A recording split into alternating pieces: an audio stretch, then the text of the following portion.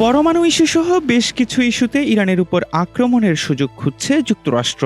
এমনকি আমেরিকার দেয়া শর্ত মেনে না নিলে যে কোনো মুহূর্তে তেহরান আক্রমণ করতে পারে মার্কিন বাহিনী, এমন ইঙ্গিতও দিয়েছেন ডোনাল্ড ট্রাম্প।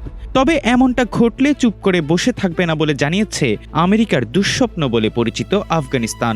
দেশটির পক্ষ থেকে ইরানে মার্কিন হামলার কড়া জবাব দেয়া হবে বলে জানিয়েছে তালেবান সরকার। গণমাধ্যমের খবরে বলা হয়, যুক্তরাষ্ট্র যদি ইরানে হামলা চালায় তবে তেহরানকে সহায়তা ও সমর্থন দিয়ে যাবে কাবুল। তালেবানের মুখপাত্র জবিউল্লাহ মুজাহিদ এক সাক্ষাৎকারে এমনটা জানান। তিনি জানান, প্রয়োজন হলে আফগানিস্তানের জনগণ ইরানের প্রতি সহানুভূতি দেখাবে এবং সহযোগিতাও করবে। তবে এর অর্থ এই নয় যে আফগানিস্তান স্বতঃপ্রণোদিতভাবে আমেরিকার বিরুদ্ধে প্রতিশোধমূলক যুদ্ধে জড়িয়ে পড়বে।